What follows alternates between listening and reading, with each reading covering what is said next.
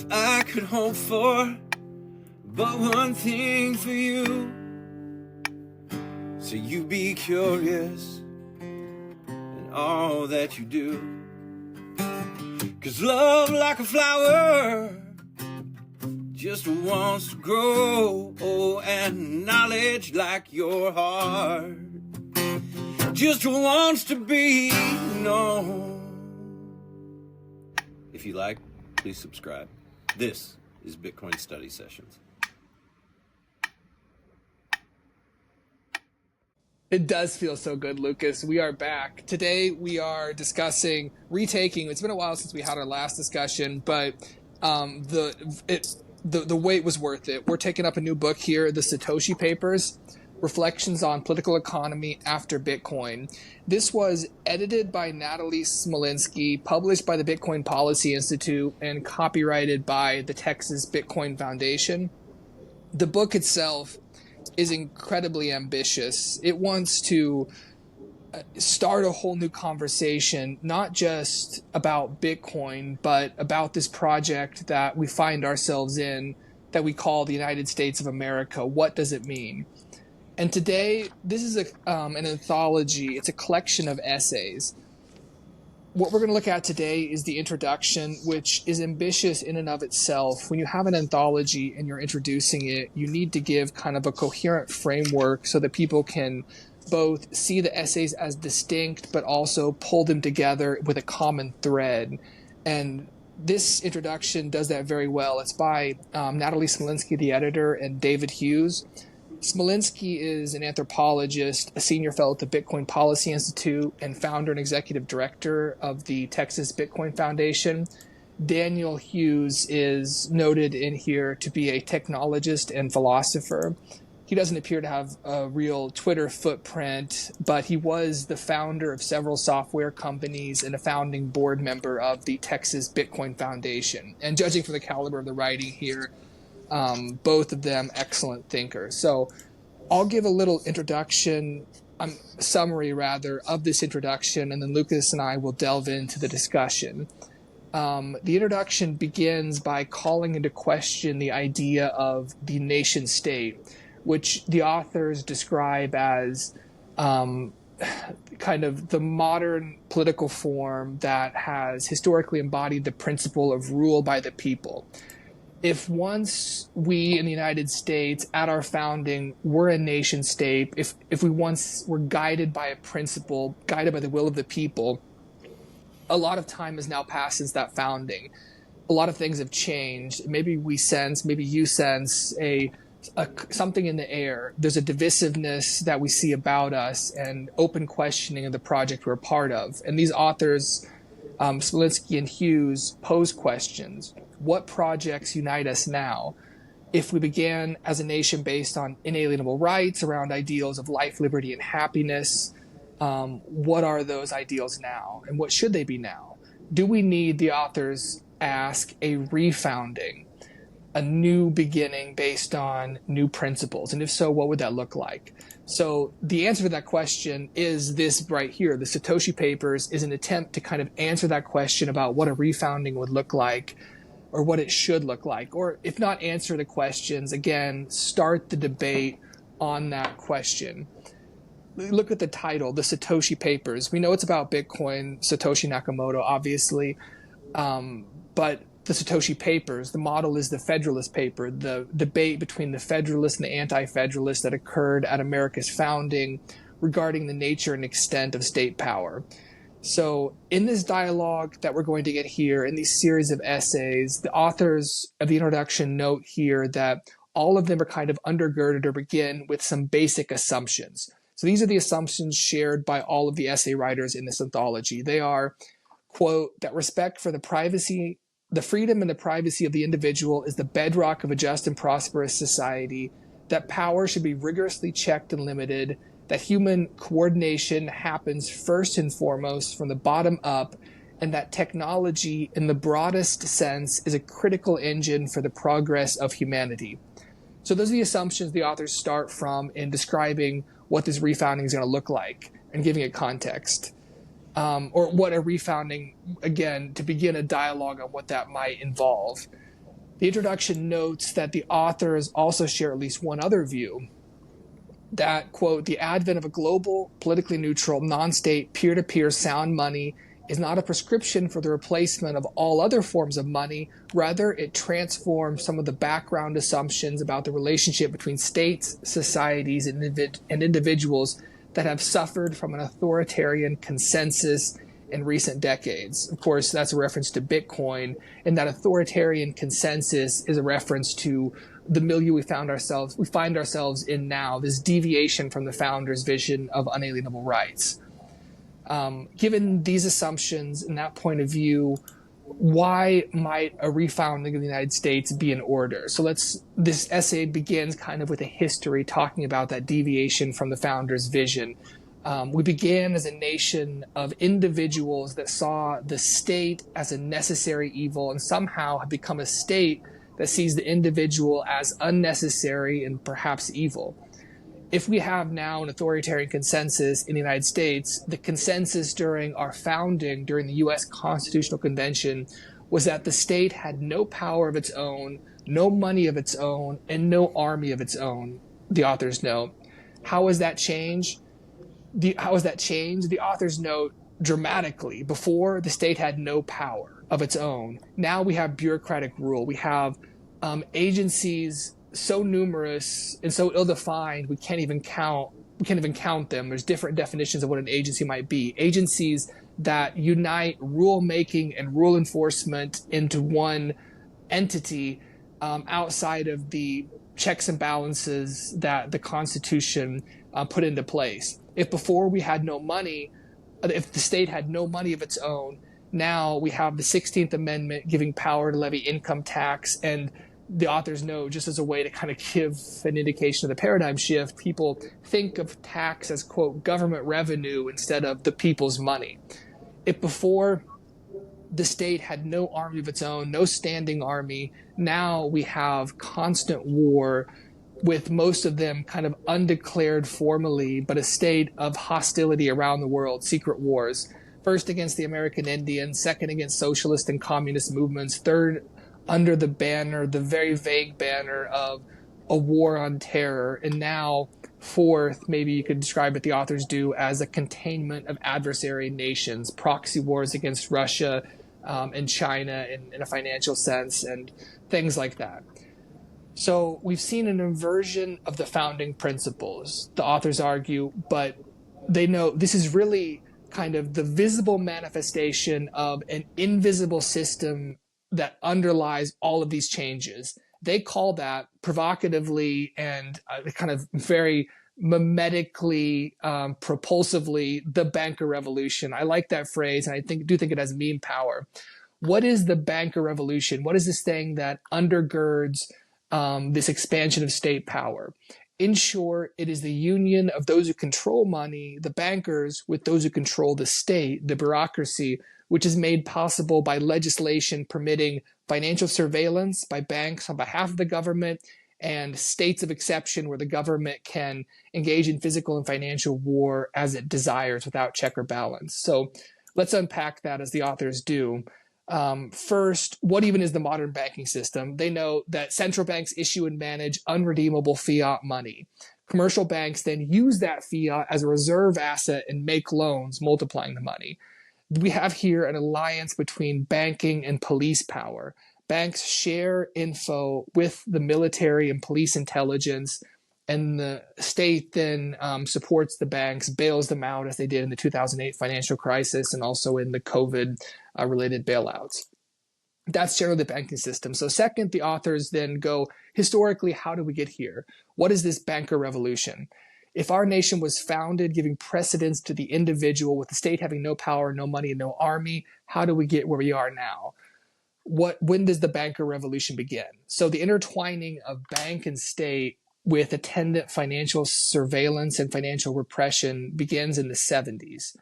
The history in kind of short form is something like this. After World War II, we see the rise of a post-war military-industrial complex where we kind of normalize a wartime posture in a peaceful setting. GDP begins to depend in part on enhancing arms deals with other countries. communism becomes a new threat, and we have to then prosecute wars, we feel, against kind of countries that are flirting with communism.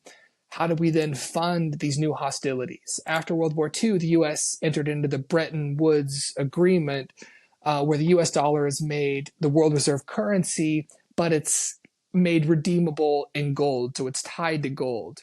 This constrained U.S. spending. If we print dollars to spend more money, the dollar loses its value, and the people are just going to redeem it for gold. Gold constrains spending in that way when it's tied in a fixed rate with the dollar. So then the U.S., it wants to fund these hostilities. It wants constant war. So the U.S. unilaterally suspends the Bretton Woods Agreement in 1971, ending gold redeemability, allowing money printing to fund these sorts of hostilities. The banker revolution unfolds then through legislation allowing financial surveillance that's going to help prosecute these types of hostilities that the government wants to prosecute. We have in the 70s the Bank Secrecy Act, where the banks are then required to keep like extensive transactions of anything that might possibly be relevant to some sort of investigation in the future. They have to report domestic transactions of over $10,000. This is then upheld by the Supreme Court in the United States v. Miller, where they then broadly state that under the Fourth Amendment, the third party exception, where Americans have no reasonable expectation of privacy in records that are held by a third party. This kind of causes a fervor. Congress reacts and they pass the Right to Financial Privacy Act kind of in reaction to Miller, in reaction to that Supreme Court case. But this actually makes the situation worse because the Right to Financial Privacy Act carves out specific exceptions, which is a recurring theme we'll see in this legislation. The Foreign Intelligence Surveillance Act of 1978 also purports to restrict financial surveillance, but it establishes exceptions that allow secret courts to issue warrants. And then in the War on Terror, we also get a militarized, later on, past the 70s, of course, we get a militarized homeland, the state supervision increasing. And then we again see with things like the Patriot Act, legislative attempts to restrict or restrain or define end up actually permitting. The exception eats the rule in a lot of these legislative attempts to restrict something and actually ends up permitting the practice that one would think is trying to restrain. In addition then to this legislative financial surveillance, there is legislation that allows the U.S. banking system to become a part of the policing and military function of the state. The authors note the National Emergencies Act and the International Emergency Economic Powers Act, which allowed presidents to declare states of emergency and impose financial sanctions. This type of legislation is passed purportedly to kind of restrain these powers, but again, the exception ends up defining the rule, and then sanctions issued through executive order become the norm. One of the important points the authors make in this that's really good is this perversity of trying to legislate restraint, that all this legislation that is trying to like restrict financial surveillance and the use of like the state using these financially repressive powers to do things like unilateral sanctions or funding secret wars. These things actually end up being permitted by legislation because there's always exceptions embedded within them that secretly give immense power to the government. The flaw, the authors note, is that the Constitution is already the limit. If you're passing this legislation to give the state some sort of state of exception style power, you're really overruling the Constitution. The result of the banker revolution and its utilization by the states. That's the history of it then. What is the result of this banker revolution, this tying of bank power and state power according to the authors? We then return to pre-revolution assumptions about state versus individual. Revolution is in our founding, the founding of the United States. There was an authoritarian consensus prior to the founding. We had our founding where we assert inalienable rights, and have the Constitution with the Bill of Rights. And then we have the banker revolution and its utilization by the state that returns us to that authoritarian consensus that preceded our founding. More surveillance, more war, more control through bureaucracy. What is needed is a return, the authors think, to these founding principles. We need sovereign citizens. Laws have not worked. They've perversely led to the result they try to legislate against. We need to change that from the ground up and to be realistic about what is needed to actually accomplish change, which again is not passing a new law. Bitcoin then enters the picture. One of the problems, of course, is that we have this invisible financial system created by the banker revolution. Bitcoin, the authors note, creates an alternative with really three important aspects that disrupts this kind of insidious development of the banker revolution, this insidious development. First, Bitcoin harnesses human psychology, incentives, and game theory to spur adoption of an alternative system. I'm going to quote the authors here because I like the way they phrase this. Satoshi, quote, called the banker revolution into question by building a counter infrastructure in the world and allowing the game theory behind its adoption to act as a social forcing function around matters of wage value, savings debasement, and the human right to transact. So Bitcoin sets something in motion that only relies on human nature to keep it going. Second, Bitcoin makes the banker revolution visible and forces us to know. So the banker revolution kind of depended on operating in the background, but the Bitcoin is an open source protocol. Anybody can go in, interact with it, look at its code, and visualize it through certain things like Block Explorer. The open nature of the Bitcoin protocol then is a new type of common knowledge. This visibility forces us to know, and as Bitcoin monetizes, it becomes more and more visible. To quote the authors again, because I like the way they phrase this, quote, the removal of naivety around such things as the Cantillon effect, sovereign debt reserve assets, and the confidence gains and social consensus around fiat currencies and their debasement necessarily moves populations toward common knowledge regarding the civic and civil systems of control that have become devastatingly effective in curtailing, if not criminalizing, essential liberty. If we are to avoid the worst ramifications of the return to aristocracy that has been underway since the 70s, we must, and I love this right here, we must risk knowing these things and build what is next. That is what is at stake. And so the third then, so Bitcoin visibilizes the invisible, forces us to know what is happening with the banker revolution and these changes, this developing authoritarian consensus and financial surveillance. Finally, Bitcoin increases our horizons about what is possible. I'll just quote the authors here. Quote, if politics is the art of the possible, as certain proponents of realpolitik have argued, then the domain in which the art is practiced has now been reformed. Bitcoin has showed us that new things are possible that we did not think were possible before, such as a financial system rebuilt on an open source protocol. This anthology then contains essays that begin a dialogue about what an American refounding would look like once Bitcoin, that has these characteristics as an open source protocol, has forced knowledge upon us and shown us what is at stake. I'll end this summary with the final sentence of the introduction. The authors end this essay summarizing each of the essays in this volume. I won't read their summaries, the summaries of each of those individual essays. Hopefully we'll go through those. But what they say in the very last sentence, we hope these essays will serve as invitations to think further, to build a community of good faith interlocutors participating in the shared project of transforming science into new tradition, enabling a self-sovereign future for humanity at large. So I said the project was ambitious, starting this new dialogue about a founding, but also it's humble, as we see. This is just the start of a dialogue, and I really like the way that that's framed. There's a lot to talk about here. And Lucas, just to throw it back at you, we had this discussion once and we lost it, as we often do, through our quite incredible technical talent that's sometimes frustrated by the underlying technology itself, I think. The question I have, there's assumptions, the authors, Smolinski and Hughes, note that like all of the essays in this volume are they share the same assumption. that respect for the freedom of the privacy and individual is the bedrock of a just and prosperous society, that power should be rigorously checked and limited, that human coordination happens first and foremost from the bottom up, and that technology in the broadest sense is a critical engine for the progress of humanity.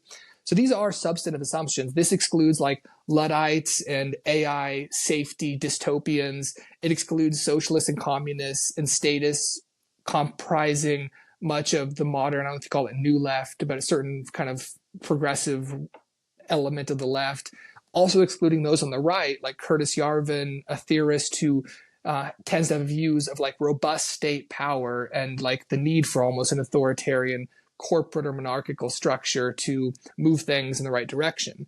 So do you think, I mean, what do you think about this? It seems to be a debate among libertarians and classical liberals. Do you think that what is the value in that, I guess? Or do you see any issue with that from excluding or starting the debate at a certain point with certain assumptions?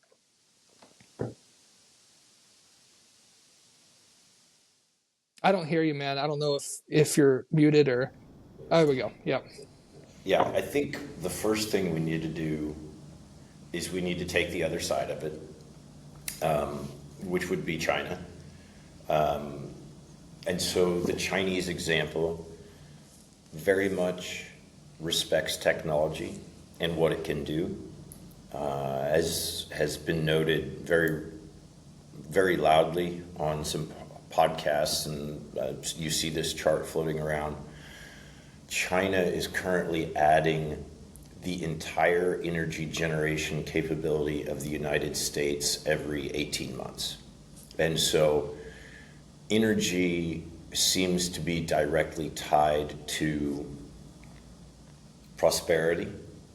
And if that is the case, then China is rapidly leapfrogging everyone, and doing so with top down, not bottom up, and also doing so with state first, not individual.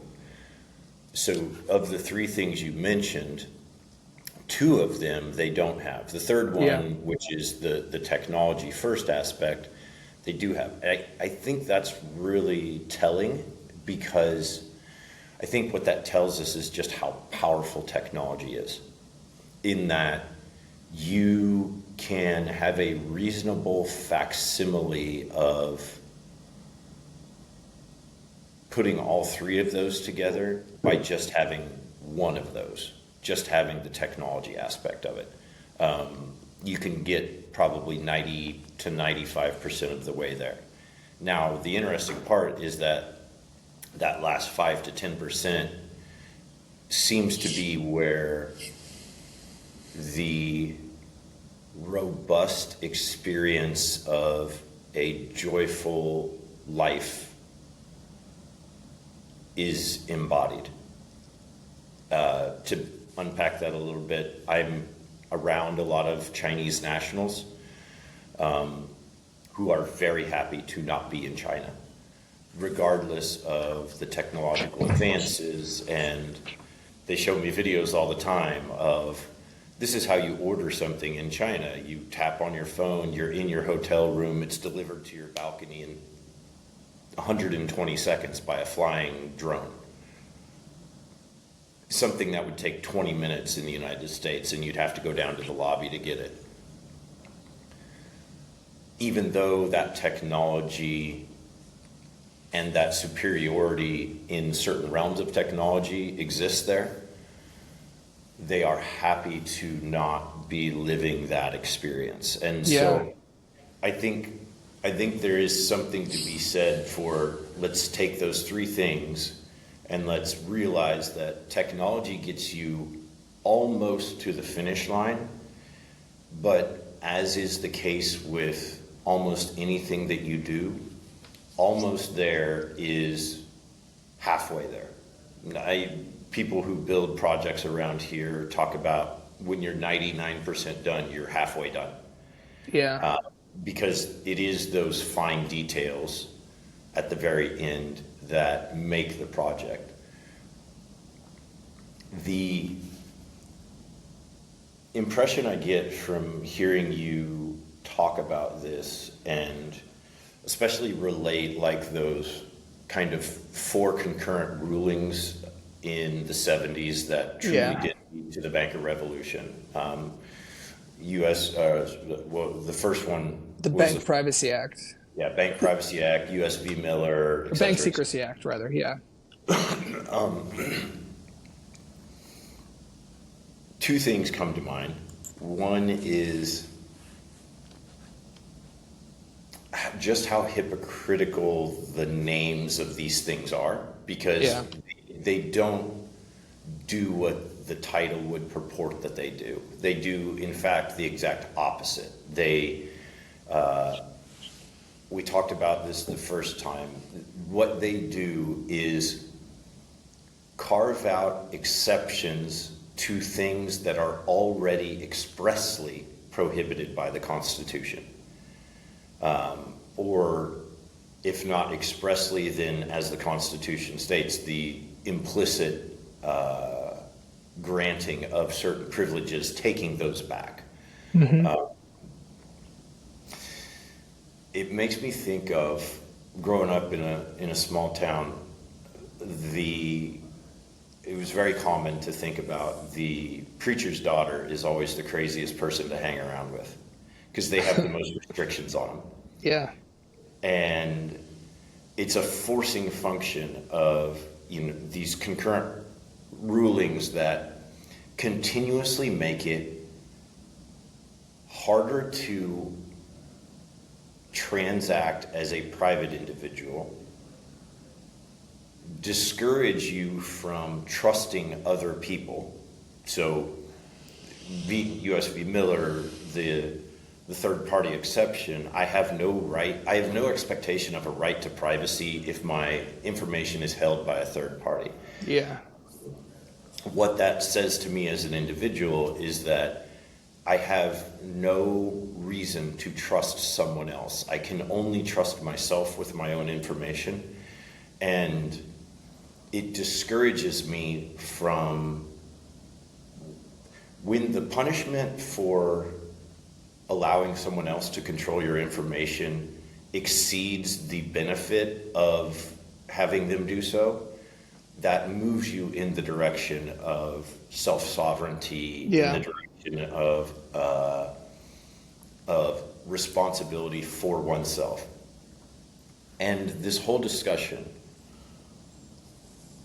is very difficult to have because there really is no jumping over and back on this fence. Once you go and you explore the side that realizes what type of power it gives to a nation state when they have control over the money, then there is no way out but through to a technologically superior form of money that disallows them from ever having that ability. And I'm at the network school. It is not pretty to see someone try to hard restart society.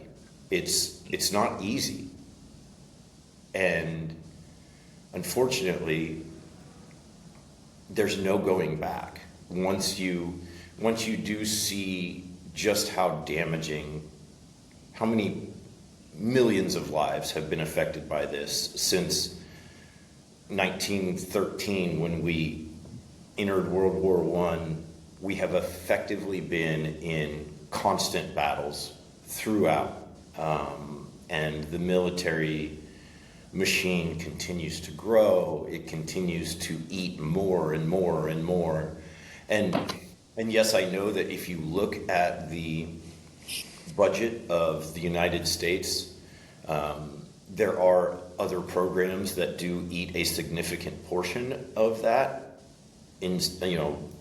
Military's not just the only big piece of the pie, but as we're finding out with Doge and some more investigative releases, a lot of those things are actually part of that military complex. A lot of those NGOs are implicitly or explicitly tied to that military machine in one way or another. And so I think it actually is much larger. That piece of the pie is much larger than it looks. So what is the cost of constant warfare and constant adversarial context throughout the world? It is that we're entering this point where people are just tired and they're just giving up because they see how difficult it is to fight that machine. And what is the alternative? The alternative is to learn something completely new that absolutely wipes out everything that you've ever known. It's uncomfortable. And so we are diving into this thing that is necessarily difficult, because hard things are worthwhile. I think our generation was made, like, the veil was lifted a bit even before Bitcoin, I feel, with the Iraq war and then the war on terror. I mean, it was such a big grab, both by Bush and then Obama, of surveillance powers of the United States and the prosecution of a war based on false premises that, looking back, I mean, it's just like the tendency now is just to forget the Iraq war or the reason why we purportedly engaged in that war, which was the presence of weapons of mass destruction, which turned out to not be there. And then in the aftermath of that, just the ramping up of surveillance was viscerally also made evident to anybody with eyes to see when, of course, Snowden, when you have high-ranking administration or bureaucratic officials saying under oath that there is no mass surveillance of the U.S. domestic population, and then Snowden revealing that, sure, there actually is. Like, these people are lying through their teeth. That we begin to see these things, like the financial surveillance that our legislation has implicitly permitted, or explicitly rather, through these exceptions, is actually occurring. And so, like, the banker revolution maybe visibilizes a bit in the war on terror.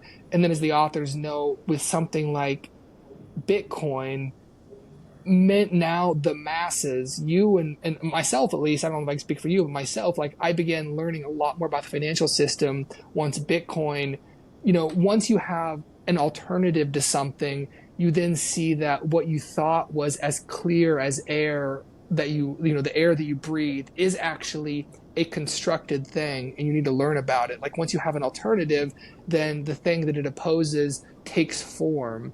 And like, Bitcoin gave us the form of the financial system, a mirror in which to see all that is wrong, and for millions of people to learn about the Federal Reserve, to learn about the creation of broad money from base money, things like that. And so, I mean, so I agree with what you're saying, and as far as how problematic it is, and the education is happening, unfortunately, as it usually does, through a series of catastrophes, the war on terror, the 2008 financial crisis, but here we are, and things maybe will improve. Yeah, there's so much. I think you can think about the world in maybe three sort of distinct categories. I know that there's technically more in terms of the generations that we talk about now, but you've got the people that are older than you and I, the boomers and beyond, the people that are younger than you and I, the Gen Z and below, and then us. And if you look at each one of those groups, there's a big disincentive to challenge. Like, if you're part of the older group, then you just want to get to the finish line. There's no will to fight. If you're 65 years old, you've lived your life, you are really just hoping to be taken care of a little bit here at the end. If you're in the Gen Z category and younger, then you've been raised in this illusion machine so much so that it's nearly impossible to see the way out. There are people who have sought their way out, and those, I think, are the ones that are truly going to change the world, the younger ones. Yeah. And then there's the people like you and I that I think it's easy for us to see that there is something behind that layer because we're also at this mid-stage point of our life where we're seeing the other side of a lot of things. We're seeing the other side of being a son or a daughter as your parents age and they are no longer the infallible, always strong, always right. You start to see your parents as merely children in older bodies. You look at the difficulties of the economy as someone who participates in it and recognize that there is something wrong if a person who works full-time, earns a purported good salary, can barely afford to live alone, much less raise children, own a home, and enjoy the fruits of their labor to the same extent that people 60 years ago could. Yeah. And so it is inherently difficult, I think, to have these conversations. And the scary thing is that the default position of people having these conversations, because I'm involved in these a lot, the default position is, what laws do we need in order to ensure this doesn't happen again, right? Yeah. And that is a horrific place from which to start. Better laws do not make better people. Laws are kind of like a reaction function to the decay of morality. Yeah. Right. And when the morality decays in a culture to a point that laws need to be instantiated to say this is bad when clearly that is morally bad to begin with, and you have to keep ratcheting up the punishment in order to discourage people from doing the thing that they already know they shouldn't do. But it just has become morally accepted in society because the cultural Overton window keeps moving further and further away from the good. It's very hard to move that back because our starting point is this idea that there is a higher power, not spiritually, but temporally, or in the nation state realm. We naturally, because we've grown up in this system, we naturally want to turn to the state, to the nation, to the government, to the official, to the politician. And my dad, I say this a lot around here because there's plenty of opportunities to say it. My dad's always fond of saying that you can't solve the problem with the same sort of thinking that got you into it. Mm-hmm. And something new is needed. And so this is potentially that something new for those of us who have what's this Bitcoin, self-sovereignty, individual approach, the acknowledgement that responsibility for oneself is greater than is the responsibility that needs to be primary. That you need to look out for your own health, because those that are telling you what to eat and how to exercise and what pills to take, etc., have a financial incentive for you to do otherwise. You need to look out for your own money, because those who are in positions to tell you what to do with your money are those who profit off of that. You need to look out for your own family, because those who would want to, basically everybody has an incentive to discourage you from doing what you would otherwise naturally do. Mm-hmm. And so we've entered this age where there's so much information, there's so many people that are experts that are giving us their take, and we can draw and we can pull from that in a way that we never could have before. And yet, I don't know if you feel this, but I was one of those guys that was like super hooked on all of these betterment podcasts, all of these like ways to improve yourself, et cetera, et cetera. And now I've to the point where I think yesterday I started listening to a podcast for the first time in like a month. And the reason being is that everything has now become quite obvious to me. If you just peel that layer back, what do I need to do? I need to get up early. I need to go to bed early. I need to eat well. I need to exercise. I need to manage my finances. I need to sustain my relationships. I need to work on something that is rewarding, hard, and robust in that it returns. And if you're sad, lift a heavy object or run faster than you think you can run. Sprints and lifting, man. Yep. Yeah. So it boils down to a lot of simplicity, right? Yeah. So, yeah, that's where I end up on it. I think you're totally right that like people do like the proliferation of legislation is a sign, as you say, of a sort of moral or societal decay. If you have to explicitly prohibit things, it shows that people no longer hold that prohibition in their heart or think it natural or see that it's forbidden, by some sort of natural law or constraint. And that's why Bitcoin is nice. It's not legislation. It presents as Jason Lowery in his software thesis, as he elaborates at length, kind of a new, it's real world in that it, uses these miners consume all this energy to secure the network. It's not just code. It's also the consumption of real world energy to provide robust security to the system. And so you provide like constraints on, doing something of double spending within Bitcoin, of stealing, essentially, through not just code, even not through written law, but through real world natural constraint, which is the incentives that are harnessed by requiring the use of real world power to process and validate transactions.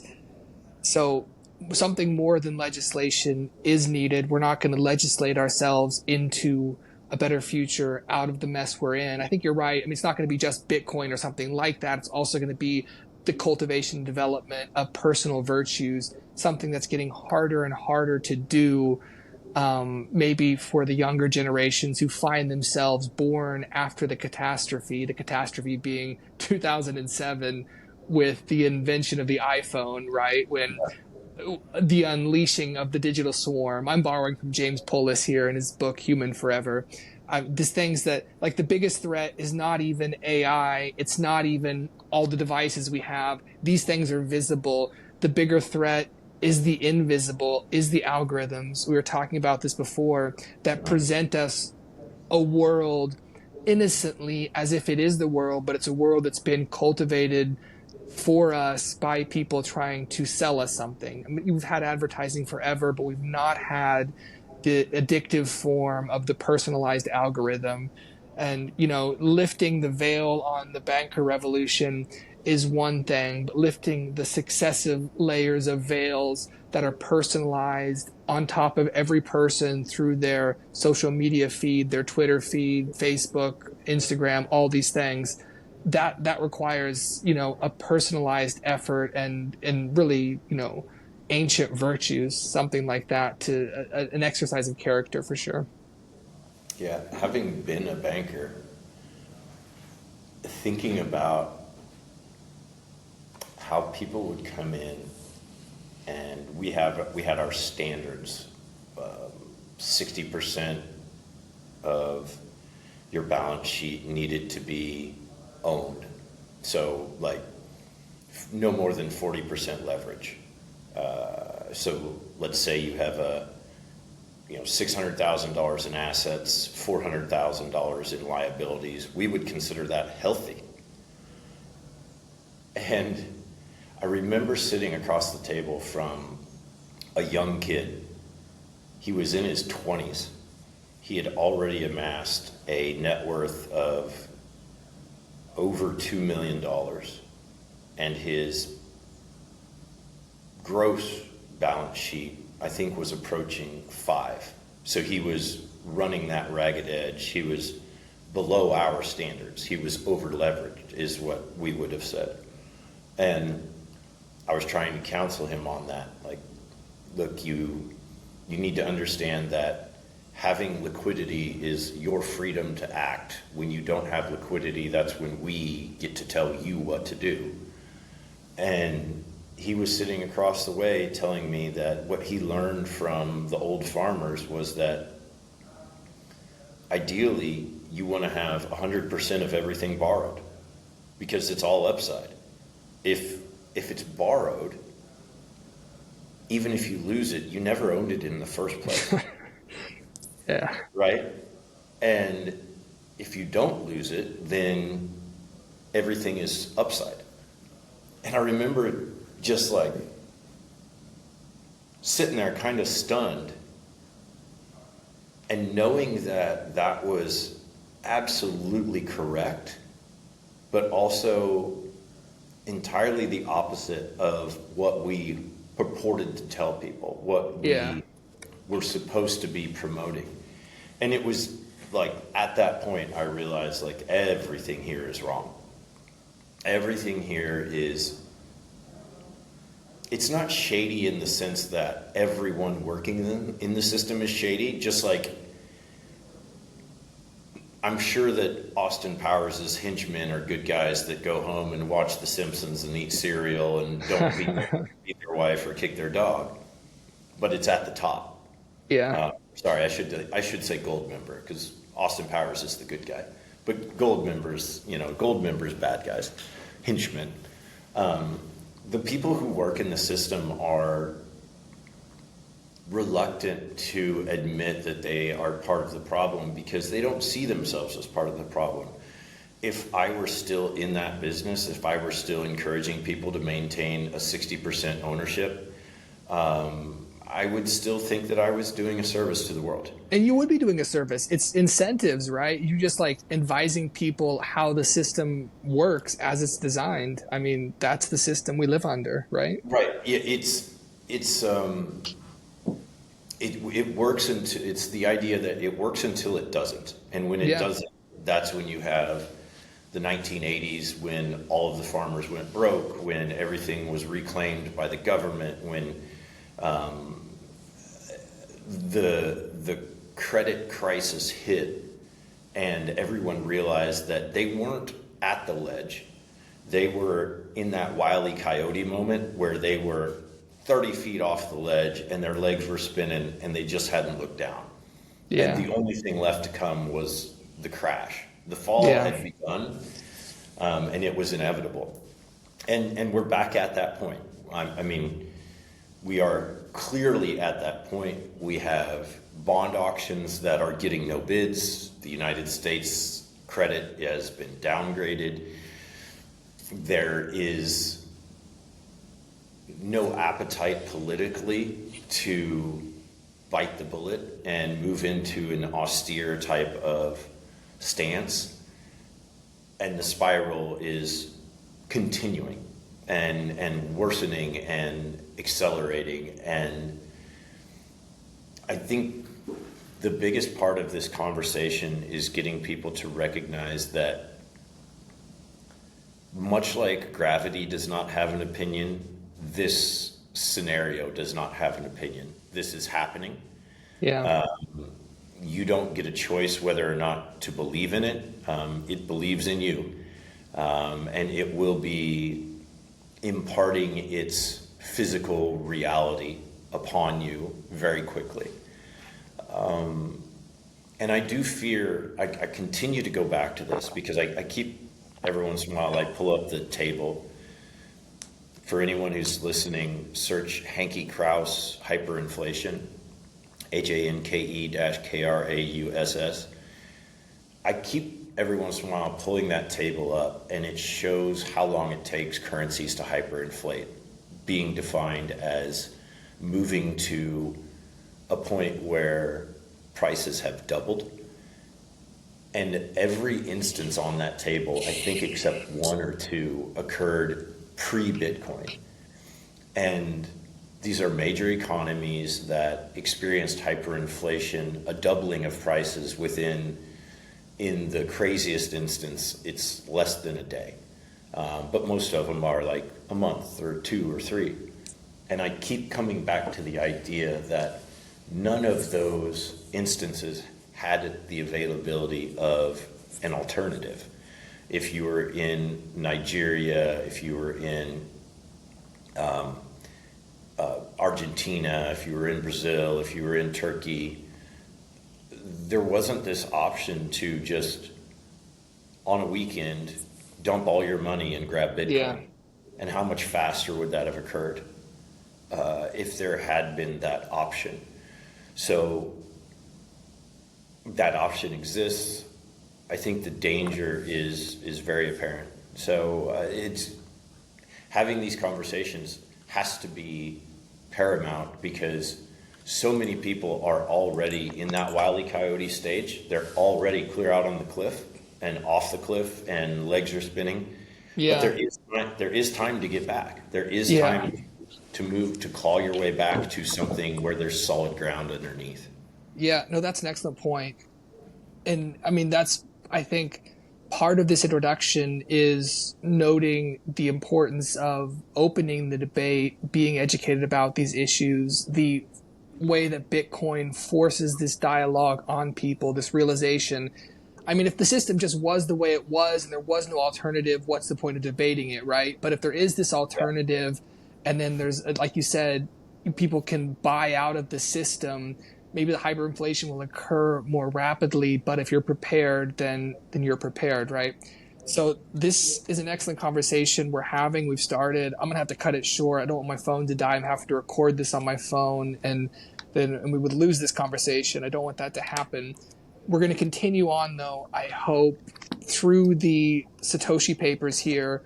This is an anthology, as I mentioned. I just wanted to quickly know what is ahead, because it is an incredible lineup of names that you will have heard of if you kind of are on Bitcoin Twitter, and even if names you've not heard of. Once we start talking about these individuals and their backgrounds, people are very well informed, academic credentials, industry credentials. Not that that's necessary, but the quality of these essays is very high.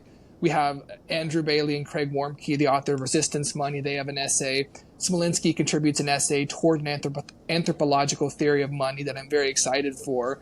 We have essays on the one titled Easy Money, Easy Wars, the evolution of war, finance, forever wars, and the prospects of a Bitcoin peace. Another one, the Treasury Standard, Causes and Consequences, Bitcoin and Credit, Argentina Against Central Banking.